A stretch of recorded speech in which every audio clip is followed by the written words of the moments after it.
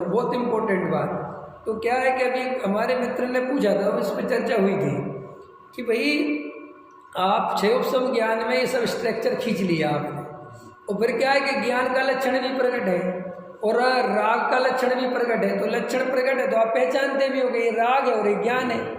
अब आप ज्ञान की अनुभूति चाहते हैं लेकिन वो होती नहीं, तो लगता है कि अनुभूति कटे नहीं होती नहीं, बात होने की नहीं है। अब उसके अंदर जाके देखो तो अभी परद्रव्य में सुख बुद्धि पड़ी हुई है, अभी पैसे में सुख बुद्धि चल रही है। अब आधा घंटा तुम बैठ गए लेकिन अंदर जो वासना की धारा बह रही है वो परद्रव्य में से सुख आएगा, परद्रव्य में से सुख आएगा, धारा वो है, और ऊपर से तुम धारा ये बहा रहे हो कि सुख नहीं है, सुख नहीं है। तो सुख नहीं है ये क्षयोपम की धारा है, और सुख है वो श्रद्धा की धारा है। तो बस इसलिए देखो अपन लोगों को कई दफे ऐसा होता है कि सब समझ में तो आ रहा है कि हाँ ठीक है साहब सुख नहीं है, सुख नहीं है, लेकिन अपनी सारी ताकत परद्रव्य में लगती है,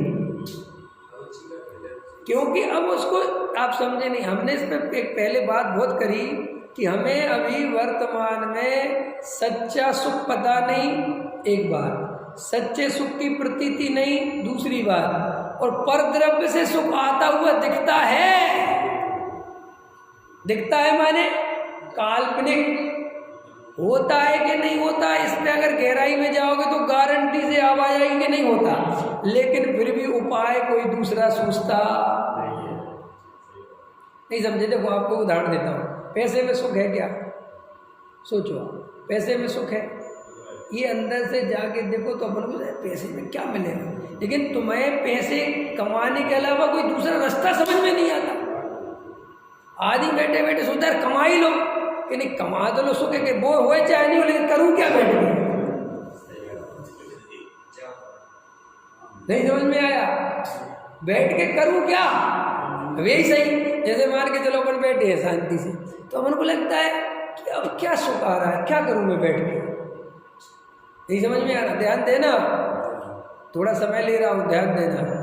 आपको सुख, आप बैठे हो शांति से, अब आपको ऐसा लगता है, अनादि काल का संस्कार ऐसा है कि बैठने में क्या सुख है। अब आप शांति से घर में बैठे हो तो अपने को लगता है इसमें क्या सुख है, क्योंकि कुछ हो तो है नहीं रहा। अब हमने जो सुख के नाम पे जो सुख समझा है वो हमने उठापटक को सुख समझा है। ये उठापटक समझ गए, किसी को फोन मिलाओ, किसी से गप्पे मारो, टीवी देखो, रोटी खाओ, रसगुल्ला खाओ, नहीं खाओ तो उनकी व्यवस्था करो, कुछ तो करो, कुछ तो करो। बैठ के काय का सुख है?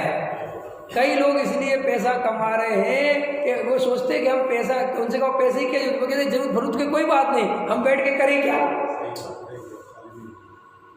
अब बताओ, अपन पे खाली नहीं बैठा जाता, ये कितनी भयंकर स्थिति है। कुछ ना कुछ चाहिए, और वो कुछ ना कुछ चाहिए इसी का नाम मिथ्या दर्शन है। क्योंकि जब अपन खाली नहीं बैठ सकते तो तुम किस आधार पे कहते हो कि मुझे धर्म चाहिए, मुझे सिद्ध बनना है, मुझे संसार छोड़ना है, मुझे चार गति, किस आधार पे कहते? बोलो। हम तो कह रहे आपको दिन भर के लिए बना दिया ना सिद्ध, बैठो अपने दिन भर शांति से घर में, बन गए सिद्ध भगवान कुछ नहीं कर रहे, तुम भी कुछ मत करो, लेकिन अंदर कुछ करने की ऐसी होती है। हम कह रहे हैं भाई साहब कुछ नहीं तो लड़ाई झगड़ा करें, पुरानी बातें याद करने लगे, जबरदस्ती बात में से बात निकाले, बात करने। अपन अगर साथ बोलो, शांत होके देखना, आपको पता चलेगा बाप रे बाप, शांत होना कितना कठिन। इसलिए तो मैंने कहा था त्याग व्रत करने में कुछ दम नहीं है, क्योंकि त्याग व्रत में भी करने के लिए मिलता है। समझ में आया कि नहीं आया है? काम मिल गया ना भाई, अभी नहीं खाना, अभी नहीं खाना, अभी से नहीं खाना, ख्याल में आया कि नहीं आया है? अभी मैं अभी गया ही था ना इंदौर, तो मैंने देखा कि आदमी कैसा हो जाता है। अब मैंने कुछ ज़्यादा तो कुछ पैसे ही बोल रहा था कि भाई ठीक है, अभी तो आदमी देखो आपको आप ही लेंगे, आप ही लेंगे, आप ही नहीं लेंगे, आप ही लेंगे, समझ में आया? अरे पंडित जी का गला खराब है, अरे पंडित जी को हलवा बनाओ, अरे पंडित जी को ये बनाओ, पंडित जी को वो बनाओ। मैं सोची यार गजब हो गया, मेरे घर में इतना खराब रहता कोई नहीं पूछता। और वे बेचारे बेचैन है, परेशान है, और ये सकंजी और ये लौंजी और ये कौन जी, और मैं सब मना भाई अपने कुछ नहीं चाहिए। अब ये क्या होता है कि मजा आ रहा है, तुम्हारे लोग चिंता कर रहे हैं, तुम्हारे आगे पीछे दौड़ रहे, बड़ा मजा आ रहा है, रस आता है, और वो रस इतना परिपाक होने लगता है कि वो त्याग व्रत में मजा आने लगता है। अब शाम का भोजन छोड़ के देखो, देखो पंडित जी जाके कहते हैं कि मैं शाम को भोजन नहीं करूँगा, तुम देखो शाम का भोजन छोड़ते ही जो समाज वाले तुम्हारी व्यवस्था बनाएंगे, तुम्हें लगेगा जिंदगी भर नहीं करना है। बेचारे काय का लौकी का हलवा और वो तुम्हारे ड्राई फ्रूट्स है ना, और क्या क्या होता है, बेचारे लागे पंडित जी रोटी तो लेंगे नहीं, ये ले लो, इसमें कुछ नहीं होता। क्या क्या कुछ नहीं होता, रोटी इसके सामने है क्या, बोलो रोटी तो दाल रोटी खा दे। अब बोलो ऐसे त्याग व्रत में किसको मजा नहीं आवे कि भाई कहने को त्याग है, शाम का भोजन नहीं लेते और बढ़िया 2 गिलास दूध पी गए। अरे दूध का क्या क्या क्या क्या करोगे तुम, ऐसे ही होते हैं जी, 1 आसन 2 आसन 3 आसन, समझ में प्रशंसा तो मिलती है, समझ में आए कि नहीं आया, देख लेना तुम है, मौन से खाने लगेंगे, ये करने लगेंगे, ख्याल में आए कि नहीं आया है। और जितना मौन से खाओ और सम्मान बढ़ता है, और आदमी बिल्कुल हम कह रहे हैं वैसे तो बेचारा तुम्हारी थाली की तरफ देखे चाहे नहीं देखे, मौन से खाने वाले के तुमको टकटकी लगा के खड़ा रहता है। तो ये सब ये बाहर की क्रिया कांड में रस बहुत आता है जीव को, क्यों, उसे कुछ करने मिलता है, कुछ नहीं करने मिले धर्म तो इसका नाम है, कुछ मत करो बैठ जाओ। अब यही तो सबसे बड़ा कठिन है, इसलिए मैं कहता हूँ दुनिया में जो धर्म के नाम पर होता है वो सबसे सरल है। असली धर्म जो है एकांत में बैठो, शांत होकर बैठो, किसी से बातचीत मत करो, ये बहुत कठिन है। 10 दिन रोटी छोड़ना आसान है, लेकिन एक दिन भर शांत होकर बैठना बिना किसी से बातचीत करे अपने बंद कमरे में, ये सबसे कठिन काम है। इसलिए सम्यक दर्शन की प्राप्ति नहीं होती।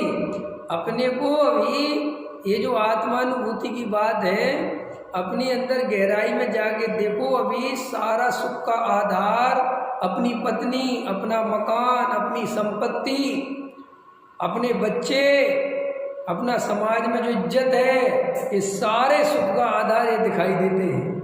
और इनमें से जरा सा कोई डिस्टर्ब होता हुआ दिखे तो घबरा जाता, ऊपर से लेकर नीचे तक रूह कब जाती है। बोलो अगर तेरी पत्नी को कैंसर हो जाए, अरे स्वामी ने क्या हो, मर गया, ऐसे बेटे को कैंसर हो रहा है, मैं तो सब मर जाऊंगा। बोलो 1 मिनट में मैं आत्मा हूँ, मैं अनादि अनंत हूँ, मैं अकेला हूँ, मेरा कुछ नहीं बिगड़ता, कौन साथ देता है, सब भूल जाए। तो अभी ये जब सुख का आधार परद्रव्य है तो आत्मा का ध्यान लगाएगा भी तो आत्मा कहाँ से ध्यान में आएगा। तो ये क्षयोपशम ज्ञान से मत सोचो, अंदर बैठ के अभी आत्मानुभूति करने की मत सोचो, पहले बैठ के तत्व निर्णय करो, अंदर खोदो कि अंदर क्या क्या भरा पड़ा है।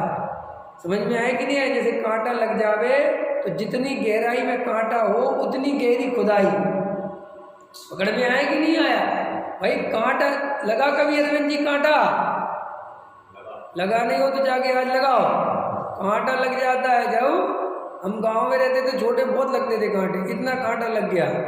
अब देखो बच्चा होता है वो ऊपर ऊपर सुई से ऊपर की उसके खींचता रहता है, वो कांटा लगा है अंदर, वो वहाँ जाते ही नहीं उसकी सुई, क्योंकि वहाँ जाए तो दर्द उठता है।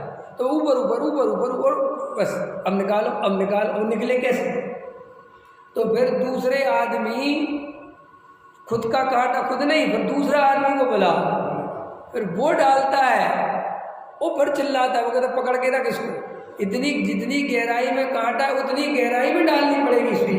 ऐसे ही श्री गुरु कहते जितनी गहराई में मिथ्यात्व बैठा है उतनी गहराई में जाना पड़ेगा। ये ऊपर से काम नहीं चलेगा। ये ब्रह्मशील संयम ऊपर की स्किन खोलने जैसा है, अंदर समझ में आए। और इससे अपने को बहुत बड़ा मत मानो कि साहब ऐसे तो हम कोई ब्रह्मशील संयम आदि नहीं कर पाए। मत करो ना, नहीं कर पाओगे तो मत करो। लेकिन अंदर का असली चोर पहचानो कि मेरी असलियत क्या है। क्योंकि तुमने जो ऊपर से अगर जो चांदी का वर्क जैसा ढक लिया और पूरे धर्मात्मा बन गए तो भाई साहब ये मिथ्यात्व वैरी का अंश भी बुरा है, ये पूरा मिथ्यात्व बैठा रहेगा।